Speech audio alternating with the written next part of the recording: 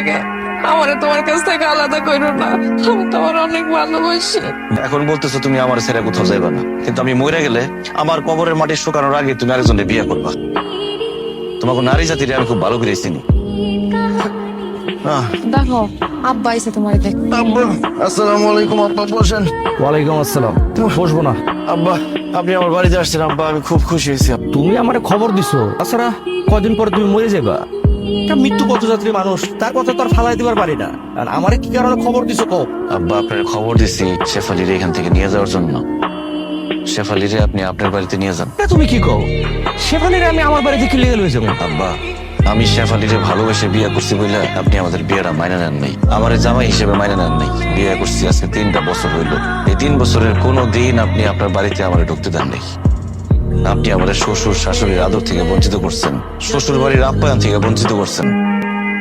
আমার যেহেতু আপনার পছন্দই না, তাই আপনার মেয়ের আপনার বাড়িতে নিয়ে গিয়ে আপনার পছন্দ মতো একটা পাত্রের কাছে বিয়ে দেন। সত্তার এইসব তুমি কি কইতাছো? দেখো আব্বার শাস্তি তুমি আমারে দিও না, আমি তোমার ছেড়ে কোথাও যাইতে পারবো না।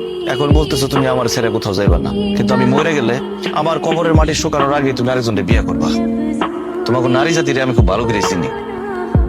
সত্তার আমি ওইরকম নারী না, আমি তোমার ছাড়া কোনোদিন অন্য কাউরে ভালোবাসতে পারবো না, বিয়ে করতে পারবো না। তুমি মইরা গেল, তোমার স্মৃতি বুকে রেখে আমি সারা জীবন বাচ্চা থাকবো। আব্বা তুমি চুপ করে দাঁড়ায় আছো কেন? তুমি আমার জামাইয়ের সাথে কত খারাপ ব্যবহার করছো। আরে তুমি বাড়িতে যাইতে দাও নাই, কোনোদিন জামাই হিসেবে মাইনা নাও নাই, এর জন্য সে কষ্ট পাইছে। আর এই কষ্ট নিয়ে আসে যদি মারা যায়, তাহলে আমি সন্তান হিসেবে কিন্তু কোনোদিন তোমারে ক্ষমা করতে পারবো না। মারে এইভাবে কথা বলিস না মা। তুমি না বললো জামাই বাবাজির কাছে আমি আজকে মাপ চাই নিতাম। আমি চিন্তা করে দেখলাম আমি আসলে ভুল করছি, জামাই বাবাজির সাথে অন্যায় করছি। জামাই বাবাজি তোমাকে আমি আমার মেয়ের জামাই হিসেবে মানিয়ে নিলাম, তুমি আমার ক্ষমা করে দাও। দেখছো আব্বাই তোমার কাছে ক্ষমা চাইছে, তুমি আব্বারে মাফ করে দাও। আর আমারে তোমার সংসার থেকে কোনোদিন বাইর করার কথা কইবা না, কথা দাও। আব্বার উপর আমার কোনো রাগ অভিমান নাই শেফালি, কিন্তু আমি মরে গেলে তুমি আমার সংসার থেকে কি করবা? কে তোমার দেখাশোনা করবো? কে তোমার খাওয়ান দাওয়ানোর ব্যবস্থা করবো?